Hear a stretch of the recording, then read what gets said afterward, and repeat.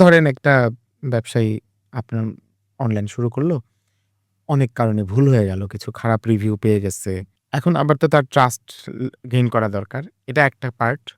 আরেকটা পার্ট হচ্ছে ধরেন একজন মানুষ ডিসকাউন্ট দিয়ে অনেক প্রোডাক্ট বেচতে পারে। আবার কোয়ালিটি এনশিওর করে একটু ব্র্যান্ড বিল্ড করতে পারে ডিসকাউন্ট না দিয়ে ভালো দামে বেচে। আমি এখানে একটা ওয়ার্ড লিখে রাখছি, এটা নিয়ে এখনো কথা বলি নাই। পারপাস হ্যাঁ। ডিপেন্ড। কারণ আপনি যে কথাটা বললেন না, যে এই যে ধরেন এইসেফের পারপাসই ছিল ব্র্যান্ড তৈরি করা হ্যাঁ। শুরু থেকেই। এই কারণে দেখেন এইসেফের মানে মার্কেটিং স্ট্র্যাটেজি, কমিউনিকেশন সবকিছুই আলাদা। আপনি দেখছেন, আপনি যদি আমাদের টুকটাক থেকে আমাদের এইসেফের যেহেতু কাস্টমার, আপনি কি দেখছেন যে আমরা হিউজ ডিসকাউন্ট দিয়ে আমরা কখনো প্রোডাক্ট সেল করছি? না মনে হয়। দেখছেন? দেখি নাই। কেন করি নাই? কারণ আমাদের ওই অডিয়েন্স, আমরা যা কাস্টমারই চাই ওইরকম যারা লয়াল। ডিসকাউন্ট কাস্টমার কখনো লয়াল হয় না। রাইট। লোভী কাস্টমার কখনো আপনার সাথে থাকবে না। লোভী মানুষ আপনার সাথে কখনো থাকবে না। আমরা লোভী চাই নাই।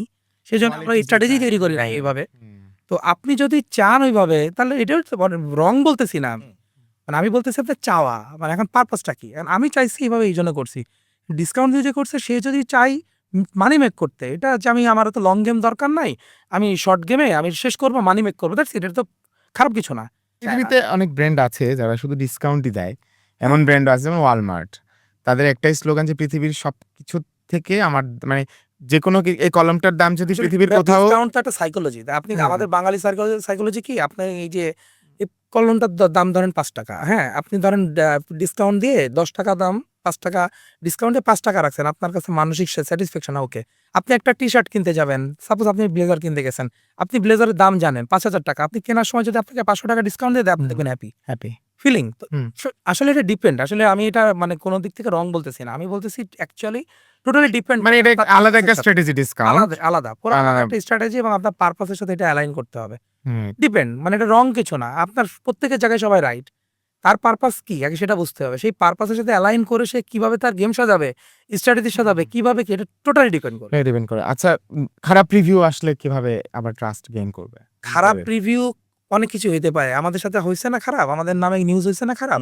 কিন্তু আমাদের নামে খারাপ নিউজ করে আমাদের উল্টা মার্কেটিং হইছে, রাইট? কারণ আমাদের নামে কি হইছে? আমাদের হালাল ফুড নাম নিয়ে ইস্যু হয়েছিল, এইসব ফুড হয়েছে। কিন্তু আমাদের প্রোডাক্ট নিয়ে তো ইস্যু হয় নাই। আমাদের প্রোডাক্ট কাস্টমাররাই এখানে আছে স্ট্যান্ড করছে। যে পোস্টে আমাদের কাস্টমার মানে কাস্টমার যদি হয়ে যেত ভাই এটা ঘুরানোর রাস্তা আছে। হ্যাঁ। সিম্পল ঘুরানোর রাস্তা আছে। ধরেন আমার একটা প্রোডাক্ট ছিঁড়া পড়ছে বা ভাইয়ের একটা ঘি পচা পড়ছে।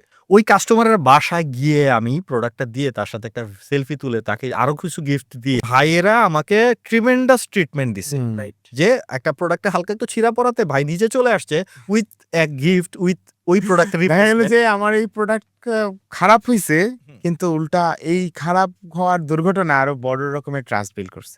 ঘুরাই বলতে পারি না। মার্কেটিংও হয়েছে। মার্কেটিংও হইছে যে এরা তো আসলে ট্রাস্ট অর্দি। নেগেটিভ মার্কেটিং এর ইমপ্যাক্ট অনেক হাই। ইমপ্যাক্ট অনেক হাই। আচ্ছা ইচ্ছা করে করা নেগেটিভ মার্কেটিং এর না নিশ্চয়ই। না। যদি কোনো কারণে আপনি সৎ থাকেন, কেউ যদি আপনার বললাম একই কথা। জি।